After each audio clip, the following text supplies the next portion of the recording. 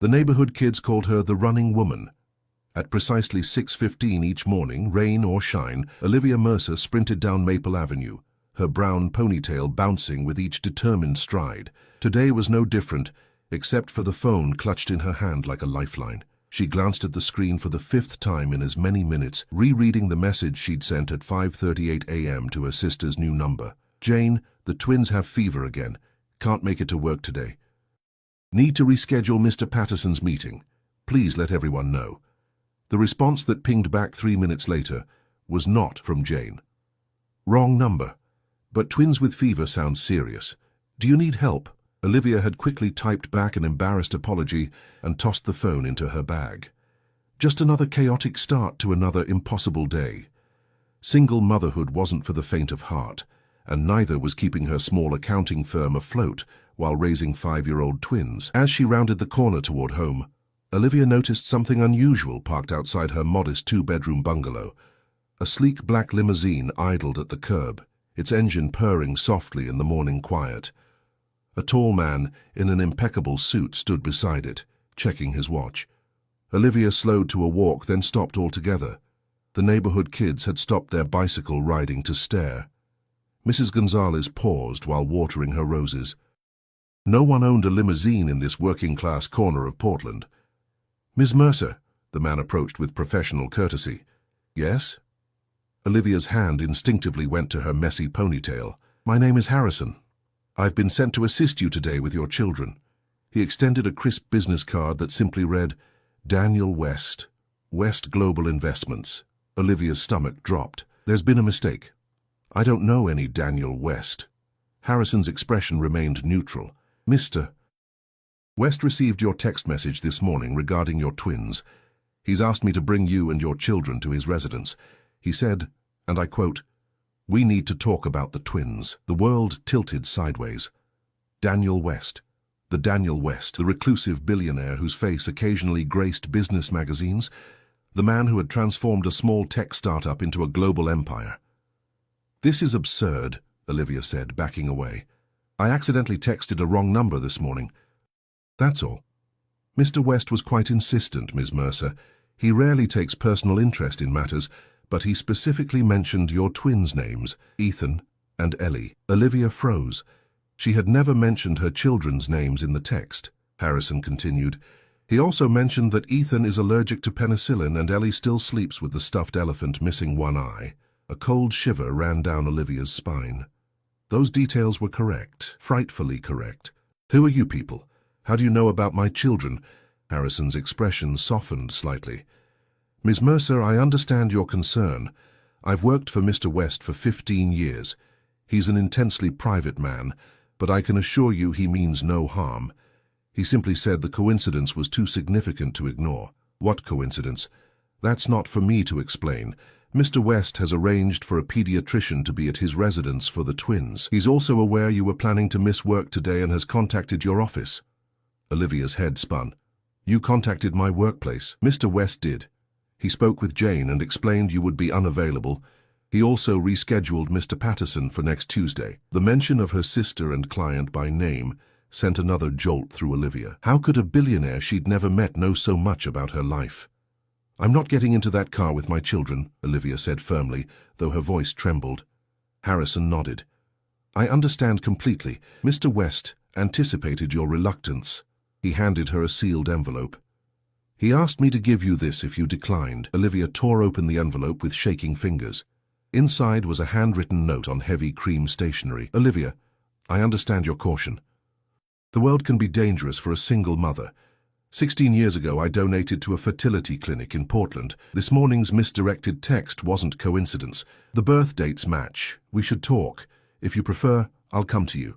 Daniel West." Olivia staggered backward, memories flooding back of the fertility clinic, the donor number she'd selected, the birth of her twins. She had never expected to know the donor's identity, had never wanted to, had built a life without needing to know. "Ms. Mercer, are you all right?" Harrison stepped forward. "I need to check on my children," she whispered. "Of course, I'll wait here." Olivia hurried inside, her mind racing. Her babysitter, Mrs. Chen, looked up from where she sat reading to the twins, both rosy-cheeked with fever. "Mommy!" They called in unison, their faces brightening despite their illness. "There's a big car outside," Ellie exclaimed. "With a driver," Ethan added. Olivia knelt beside them, studying their faces as if seeing them for the first time. Ethan's determined jaw, Ellie's analytical gaze, features she'd never connected to anyone but had always seemed distinctive. "How are you feeling, my loves?" she asked, touching their foreheads. "Hot," said Elhan. "Yucky," added Ellie. Mrs. Chen handed Olivia the thermometer. 102.3 for both. Same as earlier. Olivia's phone buzzed with a text from the unknown number. "Your children need medical attention. I have Portland's best pediatrician waiting. No strings attached, just help for the twins, please." Olivia looked at her children, then at the modest house she struggled to afford, at the pile of medical bills on the counter from the twins' last illness. She thought of the lost day of work, the clients she might lose, the precarious financial tightrope she walked every day. Then she looked back at the limousine, still waiting patiently at the curb. "Mrs. Chen, could you help me get the twins dressed? We're going to see a doctor." 20 minutes later, Olivia sat rigid in the limousine's plush interior, a twin on either side of her, both wide-eyed at the vehicle's luxury. As the car pulled away from the curb, she couldn't shake the feeling that she had just made a decision that would irreversibly change all their lives. The limousine turned onto the highway, heading toward the exclusive West Hills neighborhood where Portland's wealthiest residents lived. Toward a man who claimed to be connected to her children in the most fundamental way, toward answers to questions she had never thought to ask. The limousine wound its way through Portland's steep West Hills, each curve revealing more extravagant estates hidden behind elaborate security gates. Olivia held her twins close, their small bodies radiating fever heat against her sides. Ellie clutched her one-eyed elephant, which she'd named Brave, while Ethan pressed his face against the tinted window, momentarily distracted from his discomfort by the passing mansions. "Do princesses live here, Mommy?" Ellie whispered. "No, sweetie. Just people with a lot of money," Olivia answered, trying to keep her voice steady despite the storm of emotions raging inside her. Harrison caught her eye in the rearview mirror. "Mr. West's residence is just ahead." The car slowed before an understated entrance, at least compared to the ostentatious gates they'd passed. A simple plaque reading Westridge was the only identifier. The gates opened silently, revealing a winding driveway flanked by ancient Douglas firs that must have predated the city itself. Olivia had expected something imposing, perhaps a modern glass monstrosity or a European-style chateau. Instead, the house that emerged was a sprawling Pacific Northwest lodge built of warm cedar and stone, harmoniously nestled into the hillside, as if it had grown there naturally. "It's like a fancy cabin," Ethan observed, his usual enthusiasm dampened by illness. Harrison parked beneath a covered portico. "Mr. West designed it himself. He values privacy and simplicity." Olivia nearly laughed at the word simplicity applied to what must be a $20 million home, but her nerves kept the sound trapped in her throat. The massive front door opened before they reached it, revealing a woman in her 60s with silver hair and kind eyes. "I'm Martha, the housekeeper. Please come in. The doctor is waiting in the sunroom."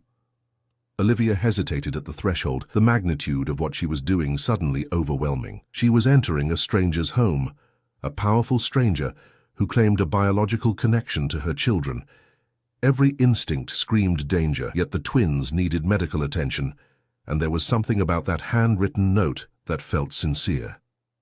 Martha seemed to understand her hesitation. "It's all right, dear. I've worked for Mr. West for 20 years. He's an unusual man, but a good one. The children will be well cared for here."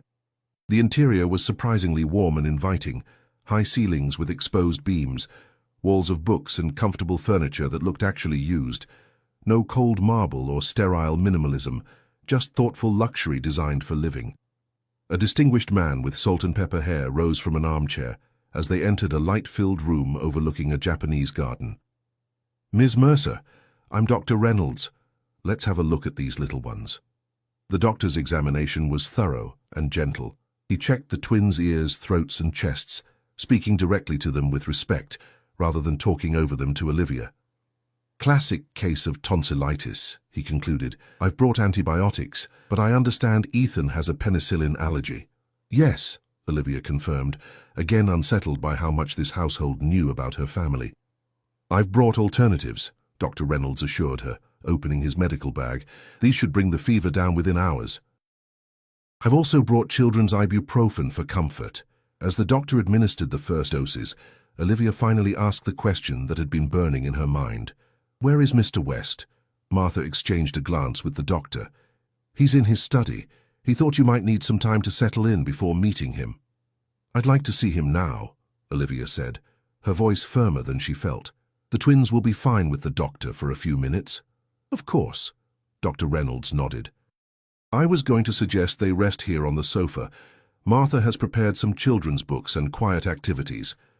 Ellie looked up at Olivia with fever-bright eyes. "Can we stay here a little while, Mommy? I'm so tired of being sick at home." The innocent comment stung, a reminder of how limited their lives were in their small house with its second-hand furniture and perpetually leaking roof. Here, surrounded by quiet luxury, even being sick seemed like an upgrade. "Just for a little while," Olivia conceded, smoothing Ellie's hair. "I need to speak with Mr. West." Martha led her through the house, past rooms filled with museum-quality art and artifacts that somehow avoided ostentation, blending seamlessly with the home's organic design. They stopped before a heavy wooden door. "He's expecting you," Martha said, knocking softly before opening the door and discreetly withdrawing. The study was lined with books and maps. A large desk faced floor-to-ceiling windows overlooking the Columbia River. Standing at the window, his back to her, was a tall figure. "Thank you for coming," he said without turning. His voice was deep and measured, with the careful articulation of someone who thought before speaking. "How are the twins?" "They have tonsillitis. Your doctor is treating them."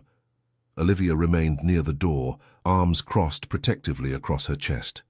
"How do you know so much about my children?" Daniel West turned finally. He was in his early 50s, with dark hair silvered at the temples and penetrating blue eyes that immediately made Olivia's heart stutter. They were Ethan's eyes, precisely. Not just the color, but the intensity, the way they seemed to process everything they saw. "I've known about them since they were born," he said simply. Anger flashed through Olivia. "That's impossible.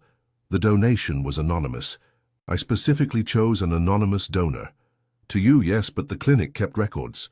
He gestured to a leather chair. "Please sit. This conversation will be difficult standing." Olivia remained where she was. "Are you saying you've been watching us for 5 years? That's stalking. It's illegal." A shadow crossed his face. "I haven't been watching you. I've respected your privacy and your choice for anonymity. I simply kept myself informed about their health and welfare. Nothing intrusive." "And you expect me to believe that? A billionaire just happens to text the wrong number, and it's the mother of his biological children."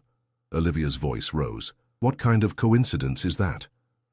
"It wasn't coincidence," he admitted, moving to sit behind his desk. Putting distance between them, she realized, trying to make her feel safer. "I've had your number for years, in case of emergency. I've never used it. Never intended to use it. But when I received your text this morning..." He paused. "It felt like fate." "Fate," Olivia repeated flatly, "or manipulation." West's expression remained measured, but something flickered in those familiar blue eyes. "I understand your suspicion. In your position, I would feel the same. But I assure you, I've never interfered in your lives. I simply watched from afar." "Why?" The question burst from Olivia. "Why would a man like you care about 2 children you've never met?" For the first time, Daniel West's composed facade cracked slightly. He looked down at his hands. Strong hands, Olivia noticed, not the soft hands of someone who only gave orders. "Because 16 years ago, I was told I would never have children of my own," he said quietly. "A rare genetic condition. When I made that donation, it was before my diagnosis. When the clinic contacted me years later for updated medical history, they mentioned a successful birth. Twins." He looked up, meeting her eyes directly. "They were the only children I would ever father." "How could I not care?" Olivia sank into the leather chair, her anger momentarily displaced by the raw emotion in Daniel West's confession. The man before her, powerful, wealthy, commanding, suddenly seemed vulnerable. 5 years, she said, her voice softer. "They're 5 years old."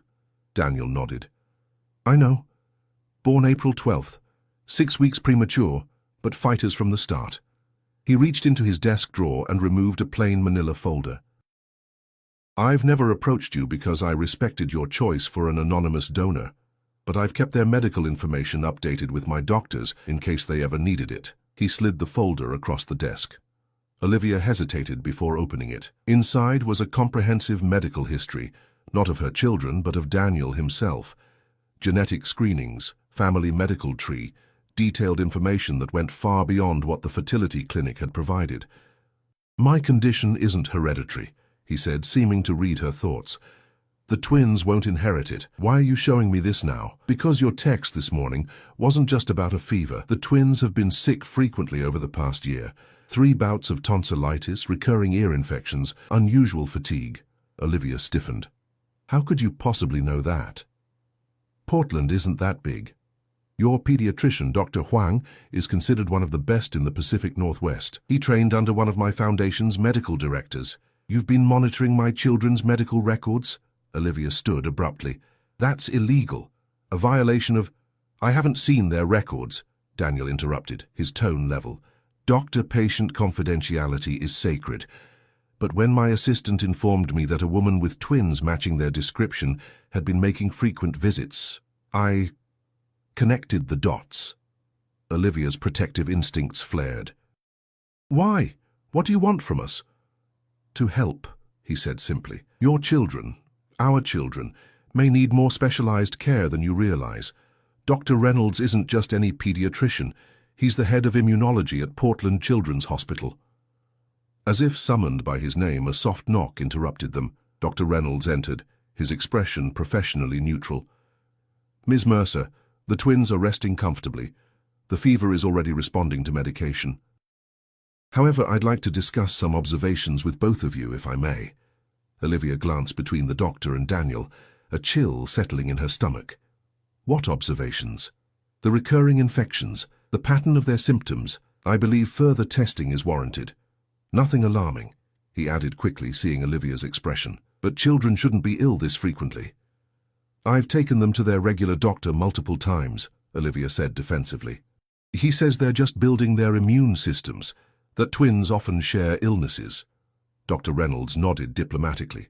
That's often true, but I'd like to rule out any underlying factors. Daniel cleared his throat. Dr. Reynolds has access to testing that isn't widely available yet. Comprehensive immune system mapping. It would provide a complete picture of why they might be more susceptible to infections. Olivia felt trapped between gratitude for the concern and suspicion of the motives. And these tests, they're expensive, I assume? They would be, yes, Daniel acknowledged, but cost isn't relevant here. It's always relevant to me, Olivia snapped, years of financial struggle making the words sharp.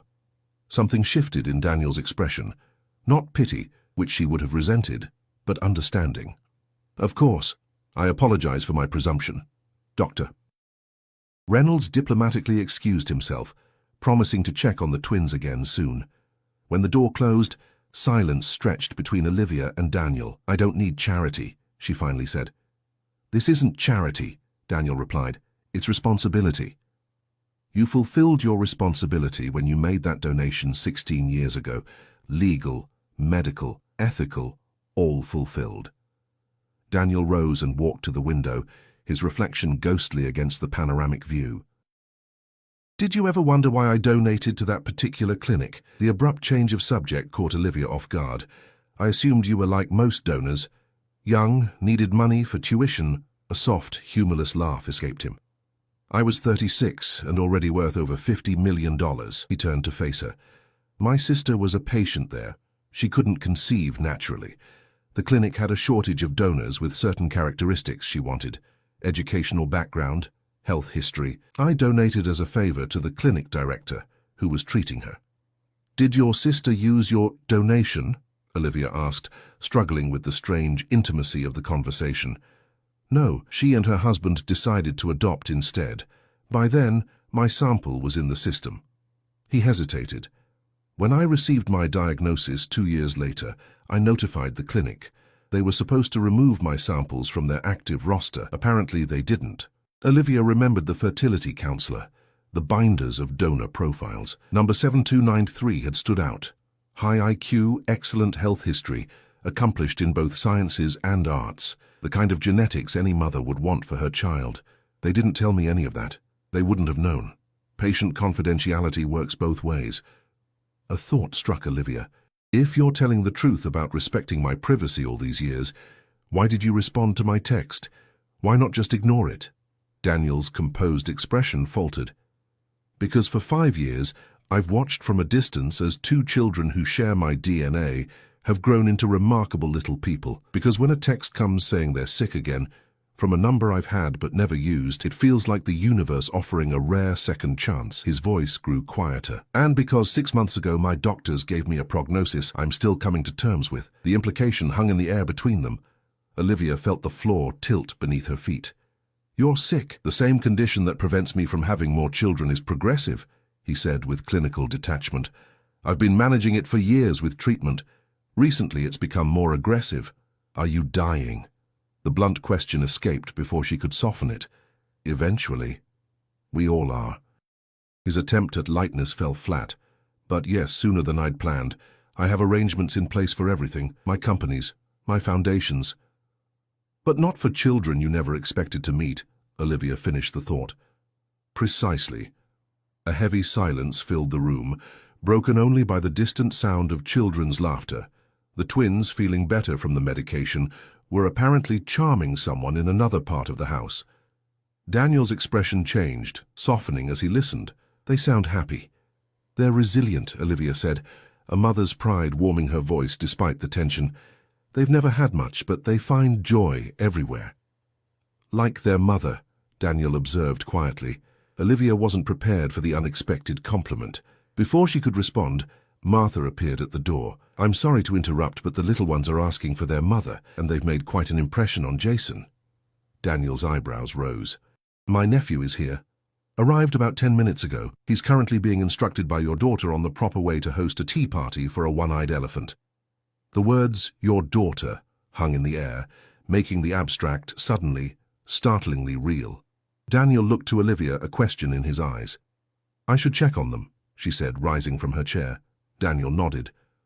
Of course. But Olivia... He rarely used her first name, she realized. Before you go, you should know that meeting them, acknowledging them, it was never my intention, but now that circumstances have brought us together, I would like to help secure their future. No strings attached. There are always strings, Olivia replied, years of hard-won independence in her voice. Not this time, he said with quiet certainty. You have my word. As Olivia followed Martha through the hallway, she couldn't shake the feeling that despite Daniel's assurances, invisible threads were already weaving around all their lives, connecting them in ways that couldn't be undone. Block 4. The room Martha led Olivia to was clearly designed for children, though Olivia doubted any had visited recently. Shelves lined with books and educational toys stood alongside a miniature table where Ethan, Ellie, and a young man in his 20s sat on child-sized chairs, engaged in serious conversation over cups of what appeared to be hot chocolate. "Mommy!" the twins called in unison, their earlier lethargy replaced by excited energy. Their cheeks remained flushed, but their eyes were brighter. "The medicine made us better," Ethan announced proudly. "And Jason knows how to make elephant noises for Brave," Ellie added, holding up her treasured toy. The young man stood, unfolding his lanky frame from the tiny chair with good-natured awkwardness. He had Daniel's jawline but warmer eyes. "Jason West," he introduced himself. "Your children are incredible. Ellie has already informed me that my elephant impression needs work, and Ethan has redesigned my phone's home screen organization system." Despite herself, Olivia smiled. The twins had always been precocious, often leaving adults bemused in their wake. They tend to take charge of situations. "Wonder where they get that from," Jason said with a knowing look that reminded Olivia uncomfortably of his uncle. Martha discreetly cleared her throat. "Jason, your uncle would like to see you in his study." An unspoken message passed between them. Jason nodded, turning back to the twins with exaggerated solemnity. "I've been summoned to the throne room. Will you both be here when I return to improve my elephant impression?" "If Mommy says we can stay," Ellie replied, looking at Olivia with pleading eyes that were impossible to refuse, even when she wasn't recovering from illness. After Jason left, Olivia knelt beside the children. "How are you feeling, really?" Better, Ethan said, then whispered conspiratorially, "This place has everything, even a movie theater. Jason promised to show us, and there's a garden with a pond," Ellie added. "With real fish," Olivia felt a pang. The simple things these wealthy people took for granted were magical luxuries to her children. "We should think about heading home soon. Mrs. Chen will be worried." Martha, arranging art supplies on a nearby table, spoke without looking up. "Mrs. Chen has been informed that you might be staying for dinner. We've prepared the guest suite if you'd like the children to rest before the drive home." The presumption irritated Olivia, but she couldn't deny the twins looked comfortable, and their fevers seemed significantly reduced. "We'll see," she said non-committally. In Daniel's study, a different conversation was unfolding. Jason paced before his uncle's desk, running hands through his already disheveled hair. "You can't just spring this on them," he argued. "On any of us. The board meeting is in 3 days. The succession plan will proceed exactly as outlined," Daniel interrupted calmly. "Nothing has changed." "Nothing? Uncle Dan, there are 2 children in the playroom who share your DNA, children you've apparently known about for years without telling anyone, including me. That seems like a significant change to me." Daniel's expression remained impassive. "The existence of the twins doesn't affect the company transition. You're still my heir and successor." "Ulosius, but they're your biological children," Jason pressed. "Doesn't that make them—" "They have a mother who has raised them superbly, without any input from me," Daniel said firmly. "My goal is to provide them with medical care and financial security, not to disrupt their lives with corporate responsibilities they never asked for." Jason stopped pacing, studying his uncle with newfound understanding. "This isn't about West Global at all, is it? This is personal." For the first time, Daniel's composure wavered. "They're 5 years old, Jason, bright, resilient, full of potential, and I have perhaps 2 years left if the treatments continue to work." The blunt assessment hung heavy between them. Jason, who had lost both parents in a sailing accident as a teenager and been raised by his uncle, knew better than most how Daniel kept his emotions tightly controlled. This rare vulnerability spoke volumes. "What about their mother?" Jason asked quietly. "She seems formidable." A ghost of a smile touched Daniel's lips. "She is. Olivia Mercer built a successful small business while raising twins alone. She's never taken the easy path. Which means she won't simply accept your help, financial or otherwise." Precisely the challenge.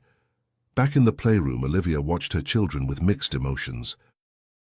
They had adapted to their luxurious surroundings with the easy flexibility of youth, currently absorbed in an elaborate art project Martha had set up. The housekeeper moved around them with practiced efficiency, anticipating their needs before they voiced them. "You're very good with children," Olivia observed. Martha smiled, a hint of sadness in her eyes. "I raised Mr. West's nephew after his parents died. Before that, I helped with Daniel himself when he was young. The West men have had more than their share of tragedy." "What happened to Daniel's parents?" Olivia found herself asking. "His mother died when he was 12, cancer. His father retreated into work afterward, leaving Daniel largely in my care." Martha handed Ellie a fresh cup of water for her paintbrush. "Daniel was brilliant but lonely, always building things, solving problems. By 16, he was developing software in his bedroom that would eventually become the foundation of West Global." The portrait Martha painted was at odds with the calculating billionaire Olivia had imagined. Before she could ask more questions, Dr. Reynolds appeared at the doorway. "Ms. Mercer, could I have a word? The preliminary blood work results are back." Olivia's heart stuttered. "Is something wrong?" "Nothing alarming," he reassured her. "But I'd like to discuss the findings privately." In a sunlit sitting room, Dr. Reynolds explained that while the twins' immediate infection was responding well to treatment, their blood work showed unusual immune markers that warranted further investigation. "Nothing immediately life-threatening," he emphasized, "but potentially significant for their long-term health. I'd like to schedule comprehensive testing at the hospital tomorrow." "What kind of testing?" Olivia asked, practical concerns immediately surfacing. "I don't know if my insurance will cover specialized tests. Mr. West has arranged everything," Dr. Reynolds said gently. "No insurance necessary." Olivia felt the familiar flare of pride and independence. "I can't accept that." "Ms. Mercer," the doctor leaned forward, his expression serious, These tests could identify why your children have been ill so frequently. Speaking as a physician, not as Mr. West's employee, wouldn't you want that information regardless of who pays for it? Put that way, her objection seemed petty. What mother would refuse medical care for her children based on pride? Still, accepting help from Daniel West felt like stepping onto a slippery slope. "I need to think about it," she finally said. When she returned to the playroom, she found Daniel sitting cross-legged on the floor with the twins, examining their artwork with genuine interest. He looked up as she entered, a question in his eyes that she answered with a slight nod. Relief visibly washed over him. "Mommy, look what we made." Ethan thrust a painting toward her. "It's our house, but bigger, with a pond, like here. And I drew brave with 2 eyes," Ellie added, "because Jason said in this house broken things get fixed." The innocent comment struck Olivia deeply. In her world of careful budgeting and constant compromise, things stayed broken. Toys' missing eyes remained that way. Leaky roofs were patched, not replaced. Dreams were deferred in favor of practical necessities. Daniel must have read something in her expression. He rose smoothly from the floor, brushing off his expensive trousers. "Martha has prepared dinner. Nothing formal, the children mentioned pizza is their favorite." "Homemade pizza," Ethan exclaimed. "With real cheese that stretches." Over dinner, in a surprisingly cozy kitchen nook, Olivia watched as her children chatted animatedly with Daniel and Jason, describing their school, their friends, their dreams, with the unfiltered enthusiasm of 5-year-olds. Daniel listened with undivided attention, asking thoughtful questions that revealed genuine interest. Later, as the twins dozed on a plush sofa, their energy finally depleted by medication and excitement, Daniel led Olivia to a terrace overlooking the twinkling lights of Portland below. "They're extraordinary," he said quietly. "You've done an amazing job raising them." "They make it easy," Olivia replied, the simple truth of motherhood. "They're good people, even at 5. I'd like to establish a trust for them," Daniel said, his tone carefully neutral. "For education, healthcare, opportunities you might not otherwise be able to provide." Olivia tensed. "I've managed for 5 years without your money, and you've done admirably." His voice held no condescension, only respect. "But I'm not offering this as charity or to undermine your independence. I'm offering because it's what a father should do, provide for his children's future." The word father hung between them, loaded with implications neither had fully addressed. "You're not their father," Olivia said more gently than she'd intended. "You're their biological donor. There's a difference." "I know." Daniel turned to face her fully. "And I'm not asking to change that. I don't expect to suddenly play dad to children who've never known me, but I would like the chance to know them, in whatever capacity you're comfortable with. And regardless of that decision, I want to ensure they have every advantage life can offer." In the quiet that followed, Olivia thought about her children's future, the education she hoped to provide, the opportunities she wanted them to have, the constant worry about what would happen if she became ill or lost her business. She thought about the recurring medical issues that had plagued them, the answers the testing might provide. "If, and it's a big if, I agree to let you establish some kind of trust, there would have to be conditions," she finally said. "And my role as their mother remains unchanged. All decisions about their upbringing stay with me." "Absolutely," Daniel agreed without hesitation, "and any relationship you develop with them would need to be consistent. No disappearing when things get complicated or when your condition worsens." A shadow crossed his face. "I can promise consistency for as long as I'm able. After that..." He gestured toward the house where Jason could be seen through a window, checking on the sleeping twins. "My nephew has been more of a son than a nephew to me. He understands the importance of family." Olivia followed his gaze. In just one day, Jason had shown himself to be kind, patient, and genuinely charmed by the twins. Another unexpected connection in this strange new reality. "We'll start with the medical testing," she decided. "One step at a time." Daniel nodded, accepting her cautious approach. One step at a time. As they stood side by side looking over the city, the first tentative framework of an unconventional family began to take shape between them. Not the family either had planned or expected, but one formed through chance, choice, and the unbreakable bonds of shared DNA. In the months that followed, the twins' health improved dramatically with proper treatment for their identified immune condition. Daniel became a steady presence in their lives, never overstepping, always respectful of Olivia's boundaries. The trust he established ensured they would never want for education or opportunity, and when, 18 months later, Daniel's condition worsened faster than expected, it was Olivia who organized the twins' visits to his hospital room, where their laughter and endless stories brought light to his final days.